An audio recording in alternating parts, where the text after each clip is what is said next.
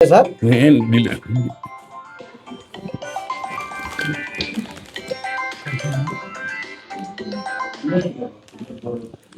ఇప్పుడు ఈ స్థలం అన్నోళ్ళది, దీనికి వాళ్ళదియా ఇది ఇది మంది అంటావు. ఇది ఇది ఇది ఇది మళ్ళీ ఇది మీదే నైరుతి పెరిగింది.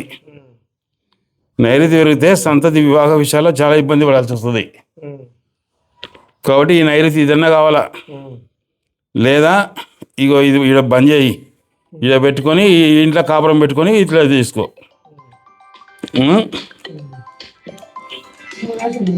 అంతేగాని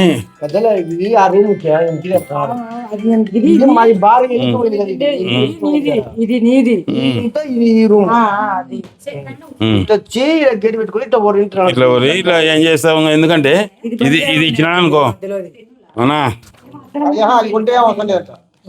ఇది ఇచ్చినా అనుకో తీసుకుంటే ఏం అవసరం లేదు. ఇగో ఇది ఇస్తే ఈడ వాకిలి పెట్టుకొని చక్కగా ఈడ వాకిలి పెట్టేది, వాకిలి పెట్టి ఇది కిచెన్ ఇట్నే ఉంటుంది. ఇంకా ఇది ఒకవేళ అంతా ఇట్లా ఉంటుంది. మా అసలు ఈడ ఈ స్థలానికల్లా కలిసి ఇది ఉత్తరవాయన నడకైంది ఏమన్నా. ఇప్పుడు ఈడ ఈ స్థలం ఇట్లా ఇట్లా చెప్పనా తీసుకొని అది చూపించాడు. అది ఇప్పుడు ఇట్లా ఇది ఇట్లా స్థలం వల్ల ఇట్లా చూస్తే ఇది ఉత్తరవాయన నడకైంది. ఇలా ఈ స్థలానికి ఇది ఈడ ఈ రూమ్ ఉంది వాకిలి, అప్పుడు ఈడ గోడ కట్టి ఇట్లా దానికి అట్లా ఇట్లా కట్టి ఇలా కంత పెట్టుకో ఏమన్నా. కంత పెట్టుకుంటే అప్పుడు ఇది ఈసారి నడకవుతుంది ఏమన్నా. ఇక ఉత్తరాయణ నడకైతే ఏమవుతుంది అనేది ఇప్పుడు నీకు చదువుతా చూడు. పశ్చిమాంతరం చదువు పిల్లలకి పశ్చిమాంతరం కలిసిన మూలే వాయువం. ఈ మూలకు వాయువు అధిపతి. ఎందుకంటే ఇప్పుడు ఈ వాయువులోనే మన బరగొడ్ల షెడ్ అమ్మేస్తే ఇది బరలేదు. ఇది వద్దు, మనకి ఇంటికి వాయువులు ఉంది. ఇది ఇది నీ ఇష్టం, ఉంచుకోవచ్చు. ఇది ఇక పశ్చిమోత్తరం కలిసిన మూలే వాయువం. ఈ మూలకు వాయువు అధిపతి. వాయుదేవుడు స్థిరత్వం లేని చంచల స్వభావం గలవాడు. స్థిరమైన స్థానం లేదు. వాయుమూల దోషాలు మనసుపై ఎక్కువగా పనిచేస్తాయి. వాయువం శాస్త్రబద్ధంగా లేనిలా మానసిక ఒత్తులు కలిగి మానసిక ప్రశాంతత కోల్పోదురు. కొన్ని చోట్ల పిచ్చి పట్టిన వారు కూడా ఇటువంటి ఇంట్లో ఉందరు. ఉత్తరవాయువు పెరిగి కానీ వాయువు మూతబడి ఉత్తరవాయువు పెరిగింది. వాయువు మూతబడి వాయువులో నూతులు గోతులు ఉన్న ఈశాన్య కన్నా పల్లమైన ఉత్తరవాయువు నడకం. ఇది ఉత్తరవాయు నడక. వాయువం భ్రష్టు పట్టడం అంటారు.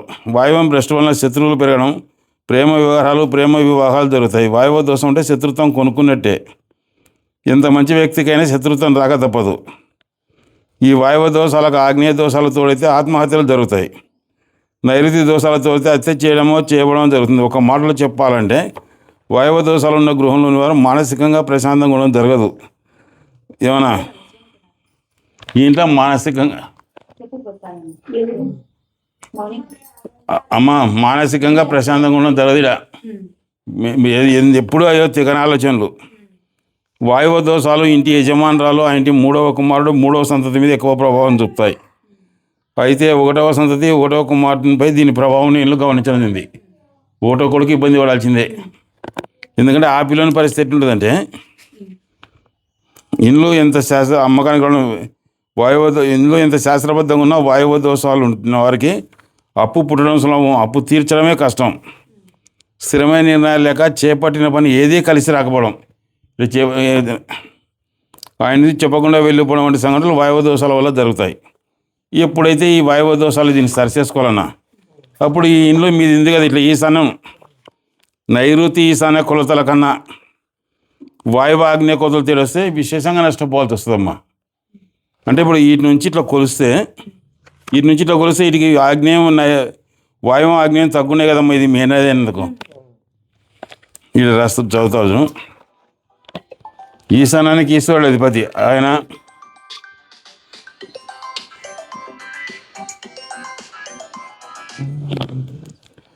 ఈశాన్యానికి ఈశ్వరుడు అధిపతి. అష్టదిక్పాలకులో ముఖ్యంగా నిత్య పూజనీయుడు భగవంతుడైన వాడు ఈయననే.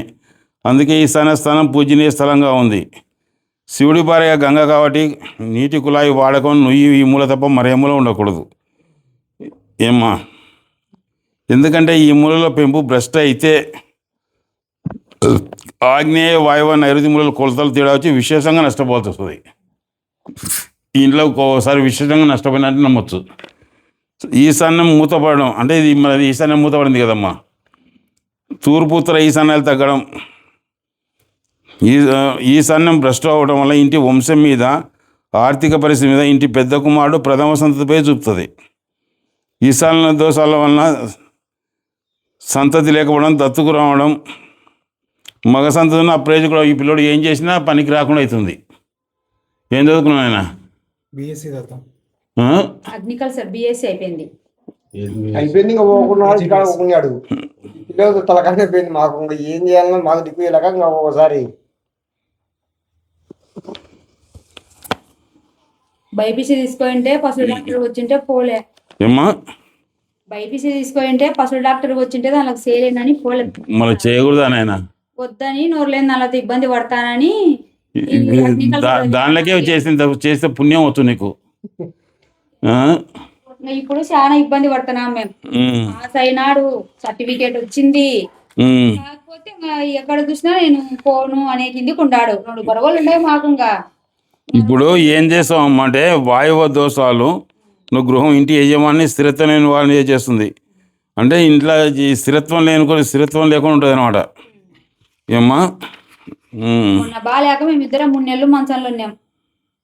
నాకు ఇప్పుడు ఇవ్వలే. ఒక్కొక్క రోజు వచ్చేసి 130 రూపాయలు మాత్రలు మింగుతాను నేను. ఇంకా ఇది కాదని ఇంకా నేను ఫోన్ చేసినాం. ఇంటి యజమానురాల మీద చూపుతానని చెప్పినాం కదమ్మా. అనుమానం నైరుతి పెరిగితే రోగం తల్లి. నైరుతి పెరిగితే రోగం కలిగిస్తుంది. ఈ ఇంట్లో వడ్లేసుకున్నప్పుడే బాగుండేది స్వామి. నేను అదే చెప్తున్నా, మా ఇంట్లోకి ఓరెంట్ ఉండదు కదా తల్లి. అసలు ఎప్పుడైతే వంటలు చేసుకొని అవతల ఎందుకు లేంత దూరం అనుకున్నాము, ఇంకా దెబ్బతింటిమి. ఏది ఏమైనా చూడమ్మా, సంతతి వివాహ విషయాల్లో కూడా ఇక్కడ రాసినాడు వివరంగా. సంతతి వివాహ విషయాల్లో చాలా ఇబ్బంది పడాల్సి వస్తుంది. మీరు మీకు ఎట్లుందో నాకే తెలియదు. దక్షిణ పైనుంచి వీధి పొడు కానీ పెరిగినా కానీ అంటే సంతతి వివాహ విషయాల్లో చాలా ఇబ్బంది పడవలసి వస్తున్నాను.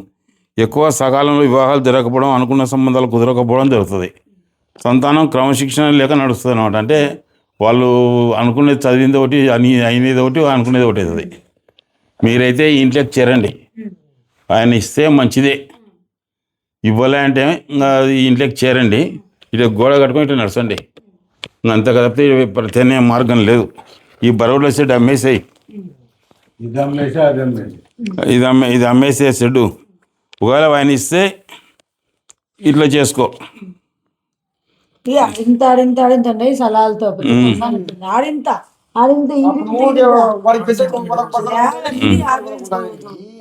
ఇప్పుడు నైరుతి పెరిగితే అమ్మా, తలకు నైరుతి పెరిగింది అనుకో, తలకు, వెన్నెముకకు, కాళ్ళకు, నరాలకు సంబంధించిన జబ్బు వస్తుంది.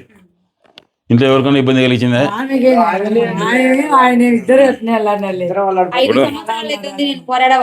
ఇప్పుడు ఇట్లా నైరుతి పెరిగితే అమ్మా 10,000 అవుతున్నాయి నాకు.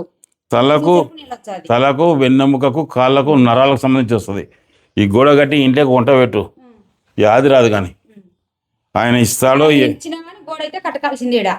ఆయన ఇచ్చినా కట్టాల్సిందే, ఇవ్వకపోయినా కట్టాల్సిందే. లేదంగా కిచెన్ మార్చుకో, లేదంటే మార్చుకో. ఇప్పుడు అమ్మా చూడు తల్లి, ఇప్పుడు ఆయన ఇచ్చేది ప్రశస్తి తర్వాత ఇలా గోడ కట్టి కిచెన్ ఇతరులకు మార్చుకో. వారానికి కొంచెం నొప్పులు తగ్గుతాయి. కానీ అది అట్లనే ఉంటుంది. పోయి మనం చేసుకునేది ఏముంది ఏమ్మా? ఆయన ఇచ్చినా కానీ ఒకవేళ పిల్లలు సెట్ అయ్యే వరకు మేము బరువులకు పెట్టుకుంటాం. అది అమ్మేసి 1 2 పెట్టుకొని ఆ 2 దాంట్లో పెట్టుకుంటాం. దారి మూయాల, తూర్పు దారి మూయాల మూసేస్తాం స్వామి. ఆడ మూసేసి చెప్పినట్టు ఆ ఖాళీ స్థలంలోకి పెట్టుకొని చక్కగా వాకిలి పెట్టి డోర్ వేస్తాం.